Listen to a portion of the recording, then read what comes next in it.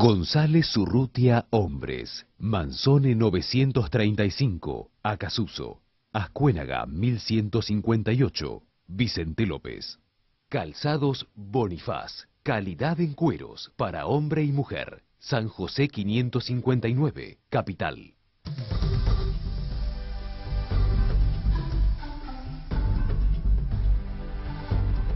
Rabino Bergman, ¿qué tal? Bien, gracias. Pues lo felicito por el libro. El libro, te lo voy a mostrar, ¿dónde lo muestro, che? Ahí.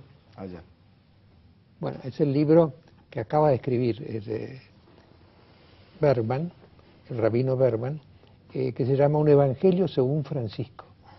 Yo lo leí todo, me pareció, hay una enorme, hay 4 o 5 libros que han aparecido sobre Francisco, y además a mí me pasa una cosa muy curiosa, ¿no?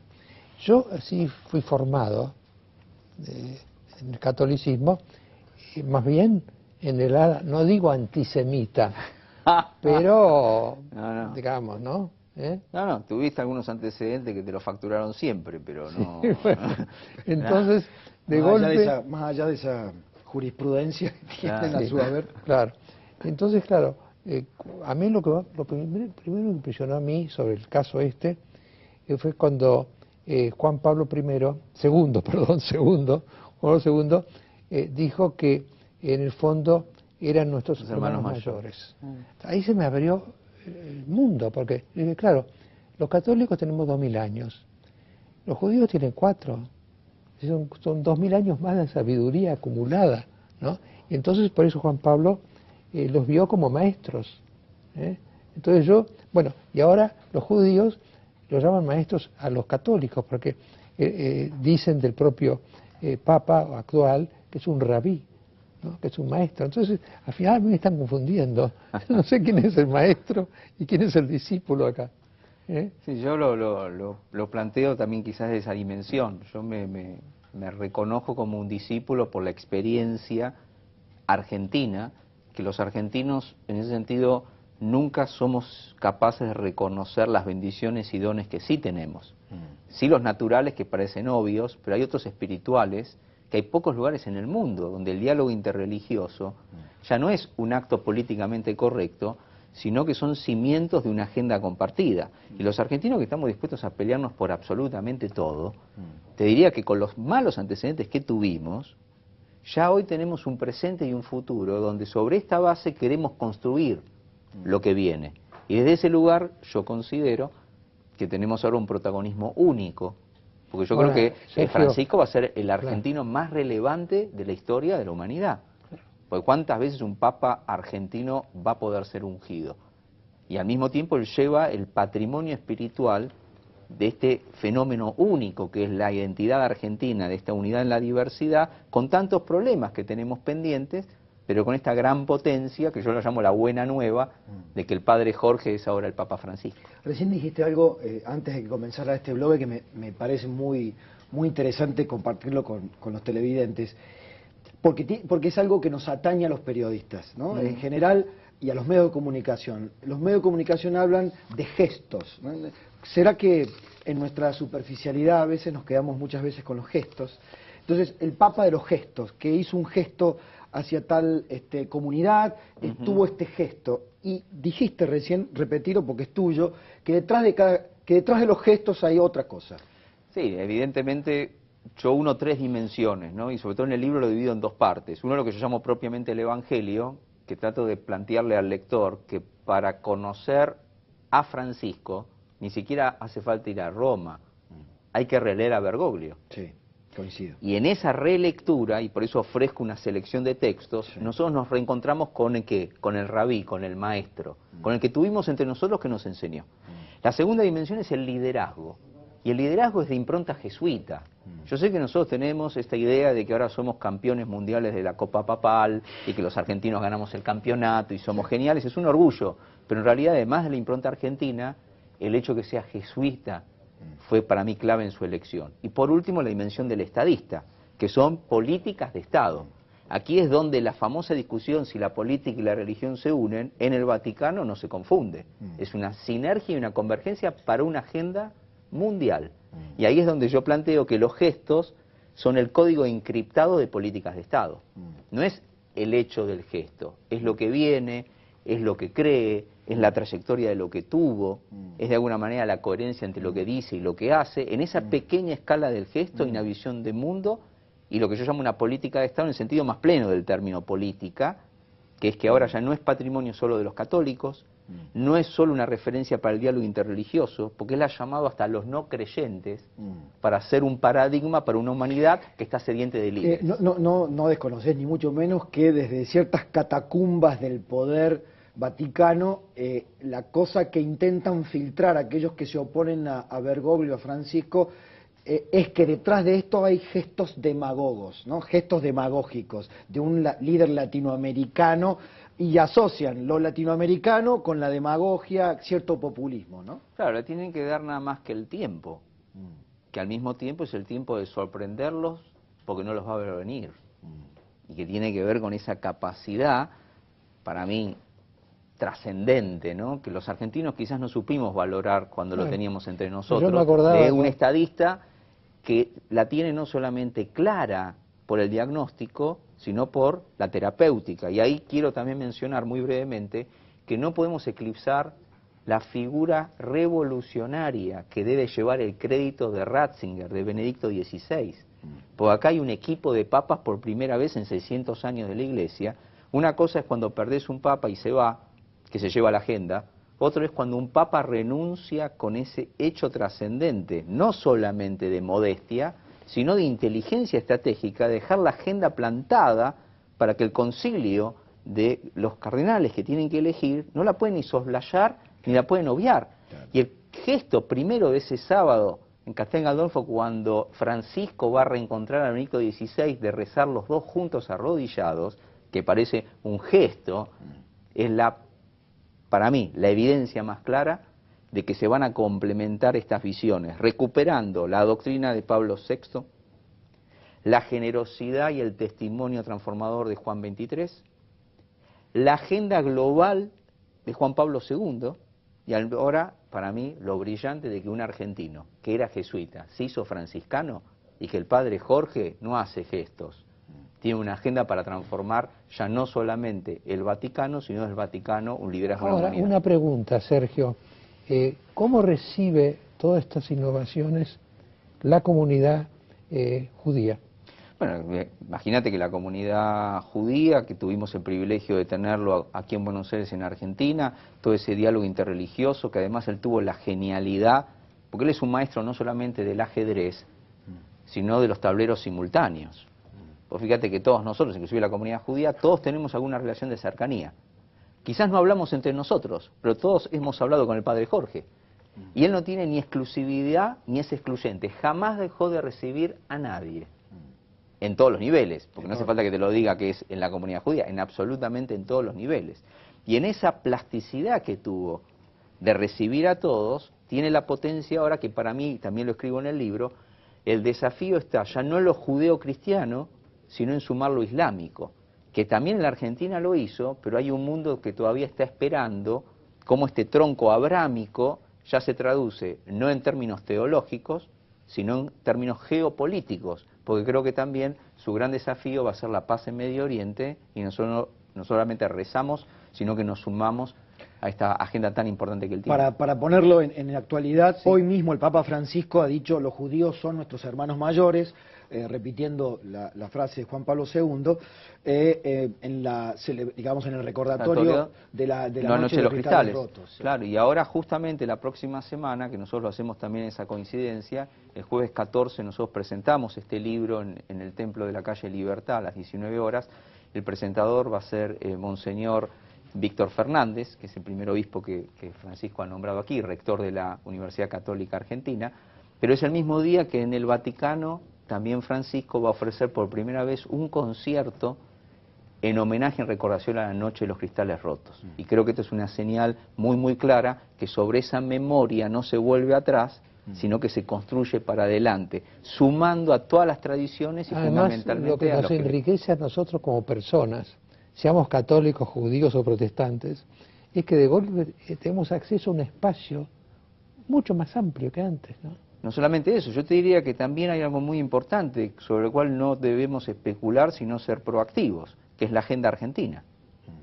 También aquí lo planteo. Si hay algo que él nos dejó como legado, que no es esa política corta de la especulación de la operación, maltratado como fue como jefe de la oposición, que el diablo viste sotana, etcétera. Nosotros lo que tenemos que hacer justamente no es ser reactivo a la revancha de la venganza, sino ser misericordiosos en sumar el puente de lo que viene, que es, él fue uno de los mentores del diálogo argentino. Sí.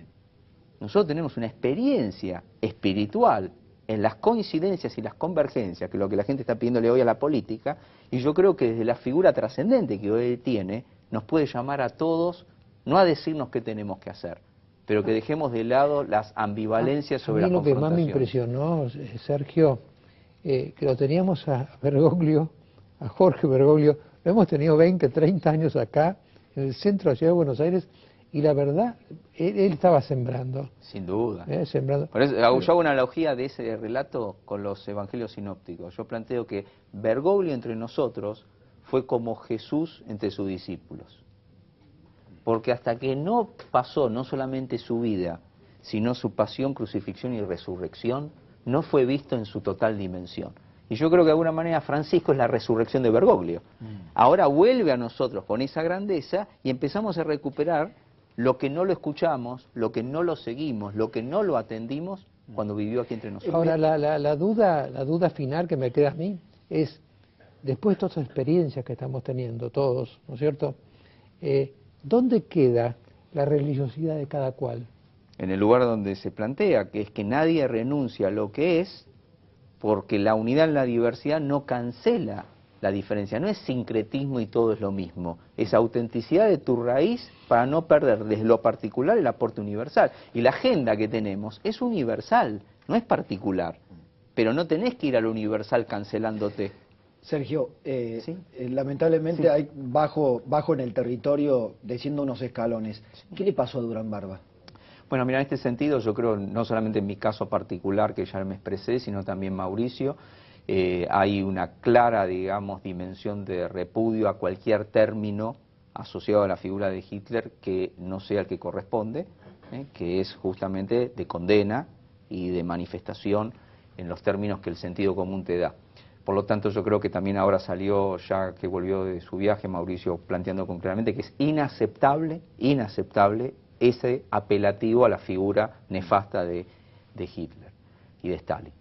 Junto con esto corresponde decir que condenando esta expresión y al mismo tiempo pidiendo que eso sea rectificado, porque no hay contexto, hay rectificación, porque es una cosa inaceptable, tampoco se puede la trayectoria de una persona condenarla por una posición puntual que tiene que rectificar. En este sentido yo diría que con la trayectoria de Durán Barba uno no va a plantear que reivindica ni el nazismo, que no está a favor de la democracia y en contra del totalitarismo. Por lo tanto te diría que también desde ese lugar darle la posibilidad de que rectifique y no confundir ambos términos. Pero lo más importante, que creo que no es menor, es que tanto Mauricio Macri como el gobierno de la ciudad y todos nosotros planteemos con claridad que en el gobierno de la ciudad y en toda nuestra gestión hay una clara convicción sobre que no se banalice la Shoah, que se repudia absolutamente todas las formas totalitarias y desde ya la figura de Hitler y de Stalin tiene que estar justamente en el lugar que corresponde, que es la condena que todos tenemos sobre lo que han representado, ya no como personas solamente, sino en su ideología. Desde lo conceptual está claro. Ahora, como planteaba Mariano, Durán Barba como asesor supuestamente es el que debe vigilar que Mauricio Macri no cometa errores, errores políticos. Creo que le ha generado, o quedará en la anécdota o no, pero le ha regalado a Macri un problema inusitado. Yo creo que es justamente el lugar donde corresponde que esté. Es un asesor, planteó lo que planteó, hay que dar la oportunidad que rectifique, es un término inaceptable, no hay que tener ambigüedades sobre este tema, por más que sea un asesor, porque sea una persona, pero tampoco lo podés lapidar de la manera cruenta de pensar que sobre el punto que tiene que aclarar y que todos repudiamos, creo que él también, uno pueda justamente pasar una lapidación de este tenor, donde, vuelvo a insistir, sin ambigüedades y sin que queden dudas. Y al mismo tiempo, la trayectoria que uno tiene que hacer es la figura política, que no la ocupa Durán Barba, no tiene, digamos, una función de ejecución, y nosotros tenemos que plantear con claridad, desde el lugar de responsabilidad que tenemos, qué posición tomamos, cosa que yo creo que compartimos toda la sociedad argentina, porque no faltaron casos y de funcionarios y de autoridades que han planteado términos sobre estos temas, que siempre estuvo la oportunidad, inclusive yo leí también declaraciones de la DAIA, que me parecen muy apropiadas, invitando a las conversaciones a todos aquellos sin distinción, donde el tema ya no es ni político ni partidario, sino te diría que es ético y moral sobre este tipo de comentarios, ¿no? Realmente uno se preguntaba, y ahora cuando preparamos el programa, ¿qué le pasó a Durán Barba? Porque es una especie de locura. Un error. Si me preguntas a mí, un error, una equivocación que tiene que ser reparada. Sí, un exceso de histrionismo ecléctico. Bueno, quizás hay un tema, digamos, que para ponerlo en la justa... Digo, si quiero ser benevolente con la figura... Es que tenemos, en este caso yo diría, como volviendo al tema del libro, que el Papa Francisco dice, si Dios no se cansa de perdonar, nosotros también tenemos que poder perdonar. Me quedé con una pregunta sobre la influencia de Francisco, porque ha habido un documento muy importante de la Iglesia, de los obispos, de la Conferencia Episcopal este viernes, donde me da la sensación, y de la vereda de enfrente, digamos en términos de que no pertenece a la comunidad católica, algo está pasando con la Iglesia, porque la Iglesia se pronunció sin eufemismo, sin parábolas, habló del narcotráfico, en sintonía con el Papa que habló de la corrupción y de la coima en Santa Marta, habló de la corrupción y del narcotráfico planteando cuestiones netamente políticas, la falta de radarización, el no nombrar a alguien en el cedronar. ¿También hay un aire mucho más al pan y al vino en la Iglesia argentina? Mirá, sin duda, creo que vuelvo a insistirte, si vos lees lo que Bergoglio dijo y escribió, está todo ahí. O sea, no, lo que trato de plantear es... ¿Sabes qué? La buena nueva... A la ciudad de Buenos Aires le digo ciudad banal y coimera. Que la buena nueva es que no hay nada nuevo. Pero que tiene una escala ahora insoslayable. Sí, pero a mí me da la sensación que los propios obispos, colegas de Bergoglio, están releyendo y redescubriendo a Bergoglio. No solamente eso, sino que hay una señal, me parece, en este caso, de ventana de oportunidad, que cuando vos tenés tu maestro, que fue tu líder, que ahora es un estadista de esa envergadura, tenés la tranquilidad no solamente ya espiritual que la tenías, sino tenía la política también, donde vos no te metés en política partidaria, pero no nos equivoquemos, las instituciones como la Iglesia hacen política cívica. Y esta demanda al Estado, desde el lugar que corresponde, que es esta preocupación del narcotráfico, pone en evidencia que uno ya no puede dibujar cosas no que puede son hablar de la pobreza en obvias. abstracto. Vos tenés que ir sobre cosas concretas. Y ahí te diría, hay una gran comunión, que por esto yo planteo, a veces a mí me toca hacer cosas increíbles, esa es la bendición para mí de la Argentina, ¿no? Como rabino me dedico a veces a hacer catequesis del Evangelio, además de haber propuesto y al mismo tiempo... la ignorancia no tiene credo. No, pero por eso quiero justamente plantear, que vos decías de la vereda, estamos en la misma vereda por una sola razón. Yo siempre le digo a los católicos, cuando plantean, bueno, pero vos, qué bueno que un rabino se involucra, digo, mira, nosotros en la comunidad judía, el rabinato no es sacerdocio, no tenemos orden episcopal ni eclesiástico. Pero fundamentalmente lo que la Iglesia le pide a los católicos es que no le pidan a los obispos que hagan el trabajo, sino que lo hagan ustedes, porque son los laicos comprometidos los que se tienen que involucrar y participar en el partido político que quieras, pero que todos participen. Por lo tanto, lo que diría es a los obispos, además de seguirlos y leerlos, hay que tomar el ejemplo y que involucrarse y participar. Hagan lío. Lo que dijo el Río de Janeiro. Las tres cosas, y ahí yo invito a todos a que tomemos ese mensaje, que hagamos lío, que no tengamos miedo, que salgamos para servir, que el verdadero poder es el servicio y que vayamos hacia las periferias existenciales que nos están clamando y reclamando, que la primera agenda es terminar con la pobreza, con el hambre, con la violencia y que volvamos al amor fraternal que nos hace a todos los argentinos la familia que somos. Sergio, muchas gracias por venir con nosotros. No, al contrario. Yo he leído tu libro, vos lo vas a leer. Lo he recibido aquí, me lo he dado. Gracias por la invitación. Realmente vale la pena leerlo, vale la pena leerlo, con todo subrayado. Además una dedicatoria muy linda. La mereces. Muchísimas gracias por Muchas gracias, Sergio. Gracias, Sergio. Bien, ahora pasa a esta mesa Juan José Sebrelli.